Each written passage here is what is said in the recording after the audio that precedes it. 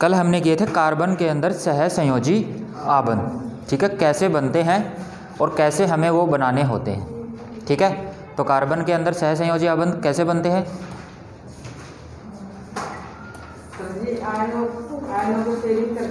आयनों की इलेक्ट्रॉन की शेयरिंग या साझेदारी करके, ठीक है ना। आयनों की साझेदारी हो गई तो फिर वो तो आयनिक यौगिक ही बनेगा, ठीक है ना। अगर कहीं पे भी आपको सहसंयोजी आबंध बनाना है तो उसके लिए आपको क्या करना पड़ेगा? इलेक्ट्रॉन की साझेदारी करवानी पड़ेगी, तभी वहाँ पे सहसंयोजी आबंध बनेगा। क्लियर है ना इतनी चीज़। अब हमने कल ये देखा था कि जैसे कल मैंने दिया था आपको एग्जाम्पल, क्या था वो? C6H14 ये दिया था। अब इसके अंदर देखते हैं कि ये सहसंयोजी आबंध कैसे बनाता है, ठीक है। इसके अंदर कार्बन के कितने परमाणु? 6 परमाणु। तो आप पहले कार्बन के 6 परमाणु ही बना लो।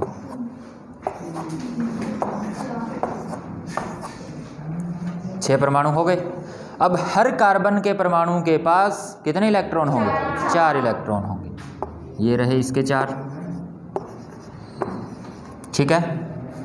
इसके पास भी अपने क्या होंगे? 4 इलेक्ट्रॉन। सबके पास अपने 4-4 इलेक्ट्रॉन होंगे।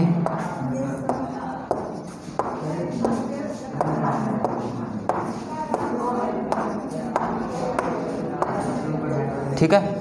अब कार्बन के पास या और किसी परमाणु के पास ये होता है कि या तो ये अपने 4 इलेक्ट्रॉन दे दे या ले ले। लेकिन कल हमने देख लिया था कि कार्बन के लिए ना तो ये आसान होता कि वो किसी से 4 इलेक्ट्रॉन ले ले, क्योंकि उसके लिए बहुत ऊर्जा की आवश्यकता होती है, और ऐसे ही ना ये उसके लिए पॉसिबल हो पाता कि वो किसी से 4 इलेक्ट्रॉन ले ले या अपने दे दे, ठीक है ना।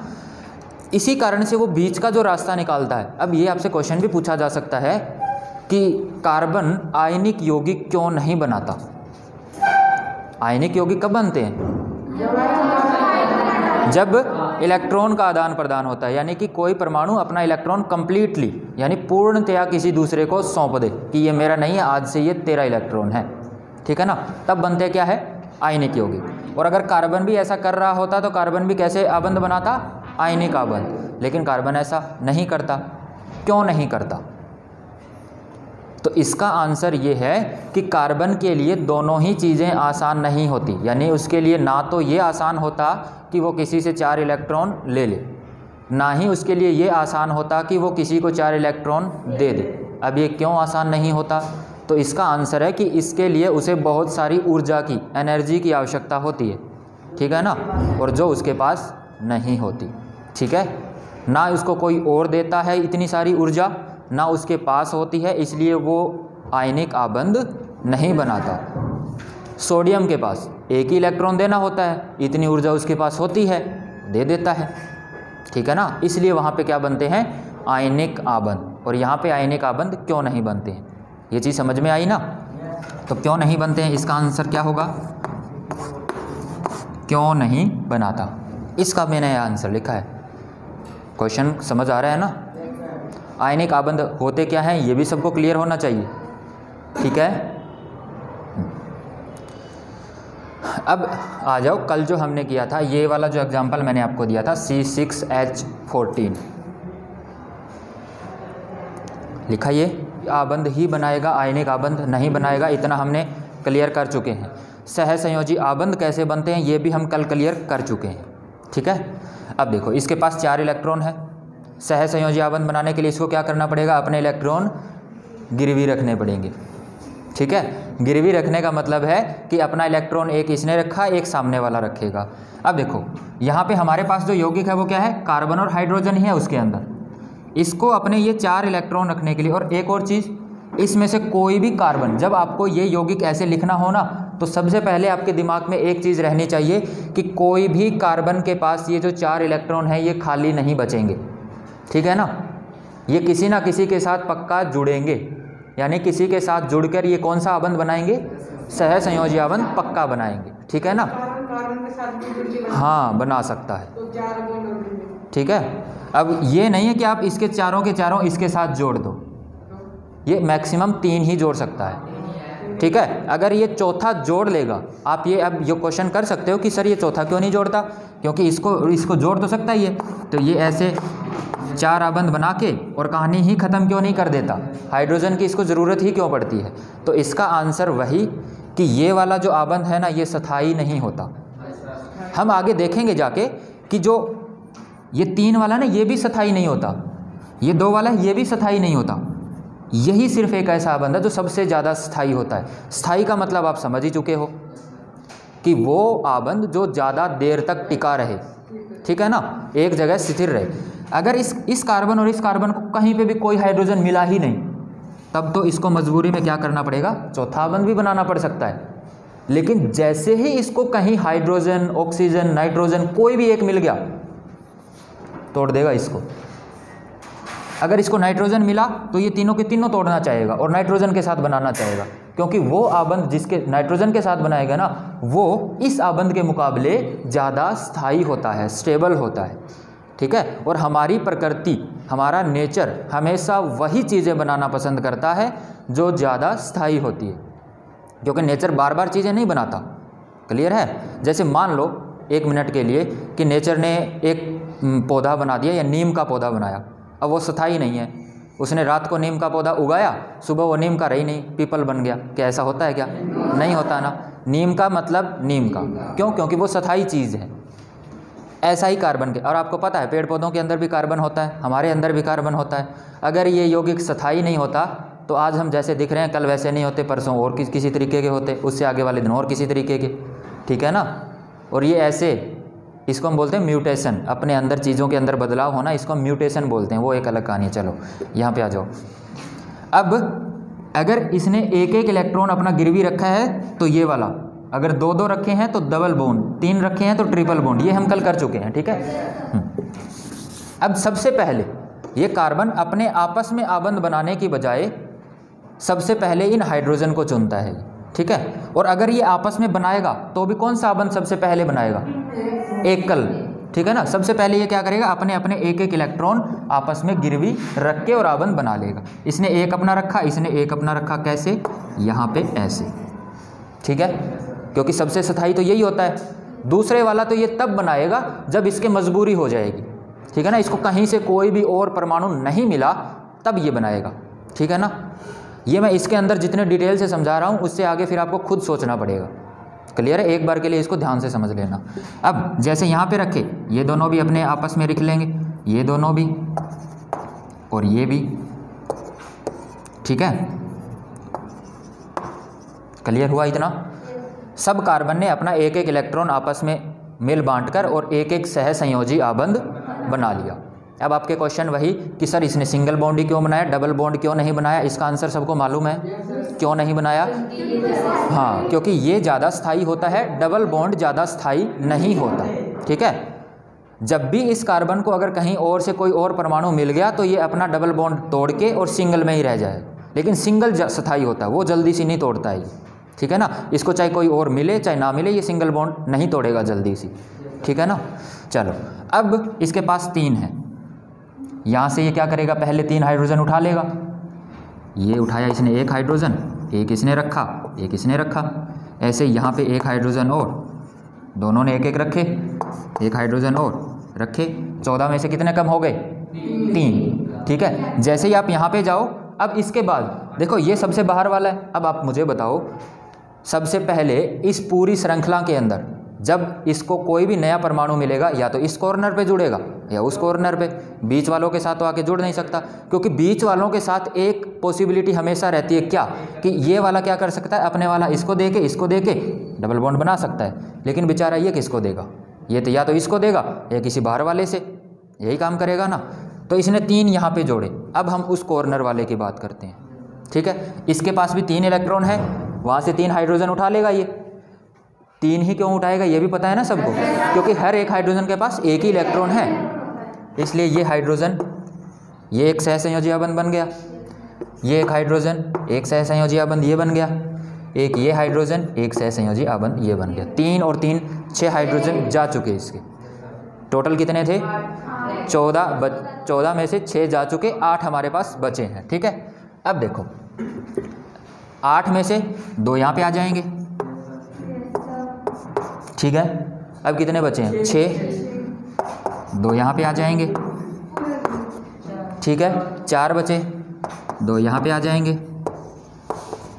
ठीक है। कितने बचे हैं? 2 और बचे हैं, यहाँ पे आ जाएंगे। अब मुझे बताओ एक चीज़, क्या अब ये और हाइड्रोजन या कोई भी परमाणु ले सकता है क्या? कहीं इसके पास कोई खाली जगह नहीं है। अगर ये कोई और परमाणु लेगा तो यहाँ से या तो किसी हाइड्रोजन को निकलना पड़ेगा या किसी कार्बन को निकलना पड़ेगा, ठीक है। अब एक चीज़ यहाँ पे हमेशा ध्यान रखना, ये वाला आबंध ज़्यादा स्थायी होता है या ये वाला? ये वाला, ठीक है ना।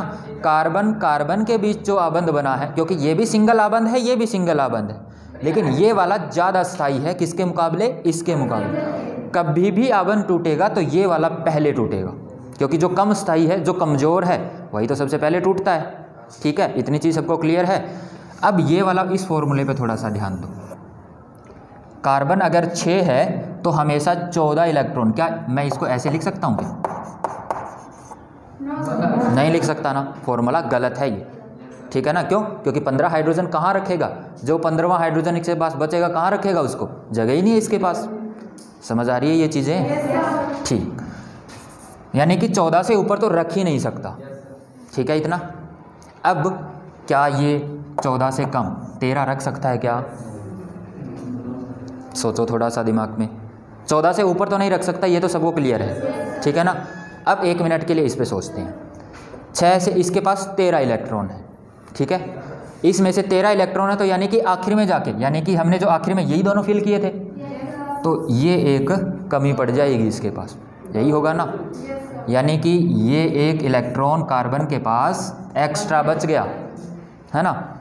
अब इस एक्स्ट्रा को, आपको पता है कार्बन एक्स्ट्रा तो इसको छोड़ेगा नहीं, किसके साथ जोड़ लेगा? इस कार्बन के साथ। क्या जोड़ पाएगा? क्योंकि इस कार्बन के पास, क्योंकि ये अपना इलेक्ट्रॉन तभी गिरवी रखेगा जब ये सामने वाला इसको देगा, लेकिन इस वाला तो इस हाइड्रोजन के साथ जुड़ा हुआ है। समझ रहे हो ये चीज़? इसका मतलब क्या हुआ? कार्बन अपना इलेक्ट्रॉन खाली नहीं रख सकता है। यहाँ पे 13 ही इलेक्ट्रॉन है, यहाँ पे और किसी के साथ भी ये नहीं जोड़ सकता है। ये तो बड़ी असमंजस की स्थिति हो गई। तो इसका सॉल्यूशन कार्बन कैसे करता है? तो इसका सॉल्यूशन ये होता है कि ये वाला यौगिक भी गलत है, नहीं बनता, है ना। इसका मतलब क्या हुआ? अगर इस एक का इलेक्ट्रॉन को, अगर इस कार्बन को इसके साथ जोड़ना है या इसके साथ जोड़ना, तो एक और किसको निकलना पड़ेगा? इस हाइड्रोजन को या फिर इस हाइड्रोजन को, है ना। तभी ये आबंध बना पाएगा। क्लियर है? तो ये कैसे होता है? ये इस एक को और कम करके ये वाला इधर रखता है, ये वाला इधर रखता है, और ये बन गया डबल बॉन्ड। और यहाँ पे कौन सा बनता है हमारे पास? C6H12, ठीक है। ये चीज़, ये वाला भी पॉसिबल नहीं है। यहाँ पे ये वाला तो पॉसिबल है, ये वाला भी पॉसिबल नहीं, ठीक है। अब इसके बाद आप अंदाज़ा लगा सकते हो, ये वाला तो पॉसिबल है हमारा, ये वाला भी है, ये वाला नहीं है, ये वाला नहीं है। अब C6H11 क्या ये होगा? नहीं होगा। समझ गए सारे? अगर ये वाला नहीं होगा तो क्या ये पॉसिबल है? ये पॉसिबल है, ठीक है, ये पॉसिबल है। अब इसके बाद क्या ये परमाणु बन सकता है? ये नहीं बनेगा, क्योंकि वही प्रॉब्लम आ जाएगी जो इसके अंदर आई थी, है ना। ये वाला नहीं है तो कौन सा हो सकता है? C6H8, ये वाला है, ठीक है ना। अब इसके बाद ये है, इसके बाद ये नहीं है,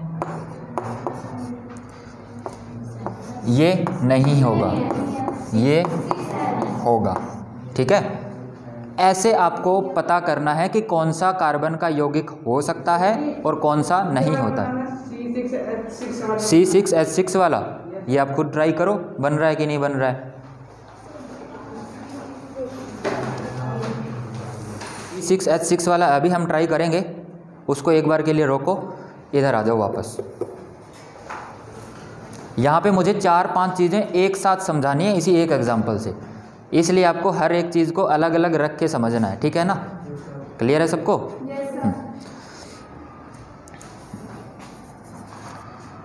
बिल्कुल स्टार्टिंग में हमारे पास ये चीज़ बनी थी, है ना, किसकी, इसकी। ठीक है, अब आप मुझे बताओ कि ये बार बार ये डॉट बनाना ज़्यादा आसान है या यहाँ पे लाइन बनाना आसान है। बस जैसे आपको आसान लगती है ऐसे ही जिसने शुरू में सबसे पहले स्टार्टिंग किया था उसको भी आसान लगी थी। ठीक है, तो आगे से हम इन डॉट को नहीं बनाएंगे, लेकिन हम पक्का हमें समझ जाएंगे कि जैसे ही यहाँ पे ये लाइन बनी हुई है इसका मतलब क्या है, एक दो इलेक्ट्रॉन है यहाँ पे, एक इलेक्ट्रॉन इस हाइड्रोजन का है और एक इस कार्बन का है। ऐसे ही इस लाइन का मतलब, ऐसे ही इस लाइन का, हर जगह इन लाइनों का मतलब अब समझ गए हो आप अच्छे से। ठीक है, अब एक बार के लिए मुझे काउंट करके बताओ कि इसके अंदर कितने आबंध, सहसंयोजी आबंध हैं।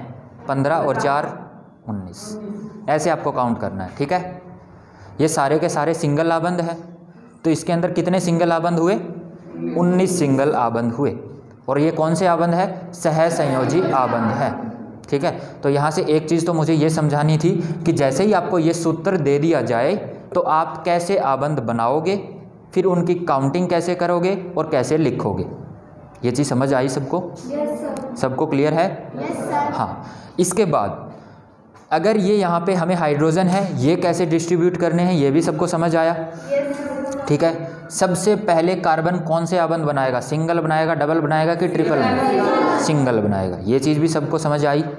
ठीक है ना, ये सारी चीज़ें अब आपकी क्लियर हो गई, ये कल जो मैंने आपको करने के लिए दिया था उससे। ठीक है, यहाँ तक हमारा सहसंयोजी। अब हमें कहीं पे भी सहसंयोजी आबंध बनाना होगा हम बना लेंगे। बना लोगे ना? कोई डाउट नहीं है?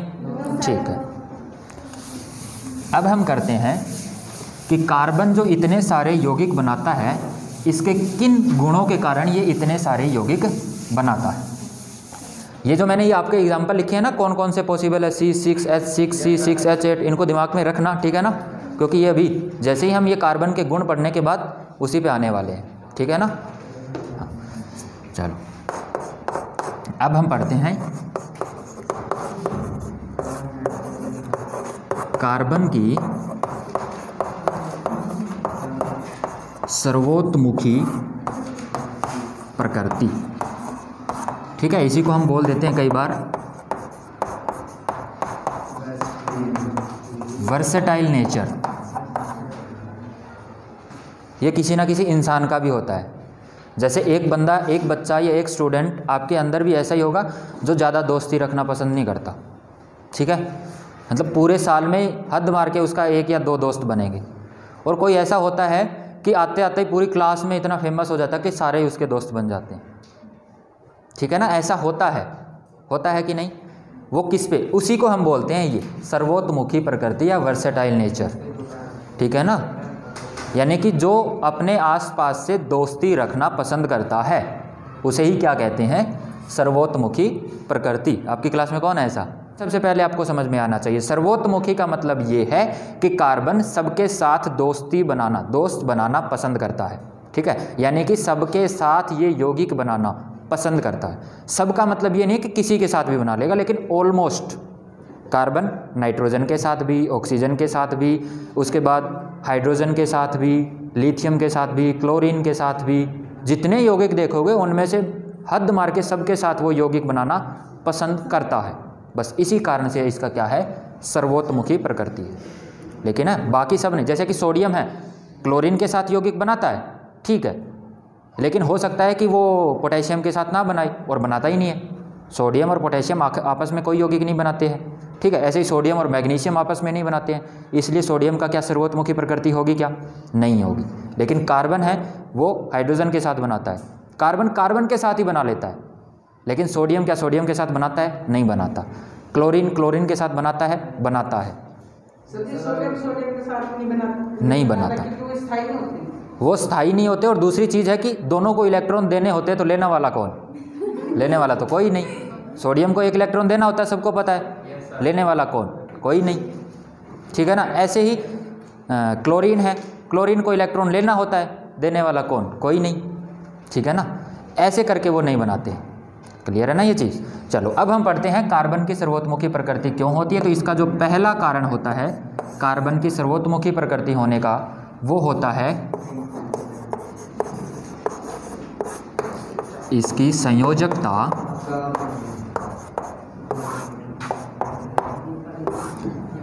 संयोजकता है वो इसका पहला कारण होता है सर्वोत्मुखी प्रकृति होने का। ठीक है, अब कार्बन की संयोजकता कितनी होती है?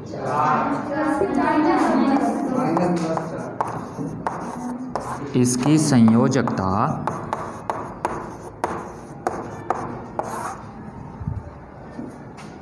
यहाँ पे आप इसको ऐसे लिखो, चतुसंयोजकता। ठीक है, इसकी संयोजकता C4 माइनस या C4 प्लस होती है 4।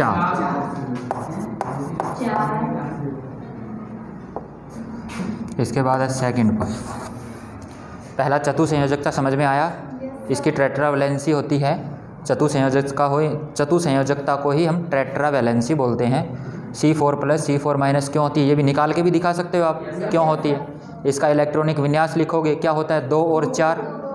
ठीक है, आखिरी कोष में इसके 4 इलेक्ट्रॉन मतलब ये 4 दे सकता है और 4 ले सकता है, ये चतुसंयोजकता। दूसरा इसका जो गुण होता है श्रृंखलन। ये श्रृंखलन क्या होता है? श्रृंखला मतलब सीरीज, यानी एक के बाद एक, एक के बाद एक, एक के बाद ऐसे चीज़ें अगर जुड़ी हुई है तो हम उसको क्या कहते हैं? श्रृंखला। ठीक है, और कार्बन का क्या होता है, इसको अगर अपने आबंध बनाने हो तो ये किसी दूसरे की तलाश ही नहीं करता। ये अपना कार्बन, इसके पास 4 वो इलेक्ट्रॉन है, वो बाकी के जो 4 कार्बन हैं उनके साथ क्या कर लेगा? आबंध बना लेगा। ठीक है, फिर आगे जो 4 है वो आगे से 4 से बना लेंगे और ऐसे एक सीरीज स्टार्ट होती है। ठीक है ना, यानी कि इसको अपने आबंध, अपना जो आखिरी कोष है उसको पूरा करने के लिए किसी और परमाणु की आवश्यकता नहीं होती। ये अपने खुद के साथ ही अपने आबंध बनाता जाता है और नए कोई परमाणु बनाता जाता है। ठीक है, नए यौगिक बनाता जाता है। और इन यौगिकों, अब आपको पता ही है, एक कार्बन के साथ दूसरा कार्बन बना, एक यौगिक बन गया। 2 कार्बन के बाद जैसे एक तीसरा कार्बन आ गया, तीसरा यौगिक बन गया। ऐसे करते करते करते आप सोचो कितने यौगिक बनते। और अगर अपनी इस धरती के ऊपर कार्बन के यौगिकों की संख्या की गिनती की जाए ना तो लाखों में है। ठीक है ना, लाखों में। पता ही है आपको कैसे बनेगी, क्योंकि देखो एक कार्बन के साथ एक बना, ये एक यौगिक है, ये दूसरा यौगिक है, तीसरा यौगिक, चौथा यौगिक, 5वां यौगिक, 6ठा यौगिक, 7वां, 8वां, जितने मर्जी बना लो, है ना। क्लियर है। और सारे के सारे स्थायी भी होते हैं। ये नहीं कि एक बार बन गया तो टूट जाएगा, नहीं, स्थायी भी होते हैं, क्योंकि ये आबंध आपको पता है सारे के सारे स्थायी होते हैं, टूटते नहीं हैं। क्लियर है ना। तो इसका ये गुण क्या हुआ कि कार्बन, ठीक है। एक पॉइंट और भी होता है इसका, श्रृंखलन। कार्बन की कार्बन के साथ बॉन्डिंग या आबंध, उसको हम कहते हैं श्रृंखलन। कार्बन की वैलेंसी, उसको हम कहते हैं कि इसकी चतुसंयोजकता होती है, जिसकी वजह से इतने सारे बनाता है। देखो 2 पॉइंट हमने पढ़े, चतुसंयोजकता और श्रृंखलन। अब आपको पता है कि चतुसंयोजकता सिलिकॉन की भी होती है, ठीक है, या किसी दूसरे परमाणु की चतुसंयोजकता हो सकती है। श्रृंखलन भी किसी दूसरे परमाणु में हो सकता है, जैसे कि सिलिकॉन है वो किसी दूसरे के साथ आबंध बना सकता है, ठीक है। क्लोरीन का कल हमने देखा ही था, क्लोरीन दूसरे क्लोरीन के साथ आबंध बना सकता है, ठीक है। तो यानी क्लोरीन के अंदर ये वाला गुण है, सिलिकॉन के अंदर ये वाला गुण है। सिलिकॉन की संयोजकता +4 और -4 भी होती है, ठीक है। यानी ये एक के अंदर चतुसंयोजकता वाला गुण है, एक के अंदर श्रृंखलन वाला गुण भी है। लेकिन क्लोरीन और उनके तो यौगिक इतने नहीं बनते, सिलिकॉन के बनते हैं लेकिन कम मात्रा में बनते हैं, ठीक है ना। अब कारण क्या है, तो तीसरा जो सबसे इंपॉर्टेंट है वो ये है कि कार्बन है ना, उनके अंदर ये 2 गुण तो है ही, उसके साथ कार्बन का जो आकार है वो भी इन दोनों को बनाने में बहुत मदद करता है, ठीक है। कार्बन का आकार है वो बहुत छोटा होता है और छोटा होने के कारण वो स्थायी होता है, स्टेबल होता है। और सिलिकॉन या क्लोरीन उनके क्या होते हैं, आकार बड़े होते हैं। इसका पॉइंट क्या होगा,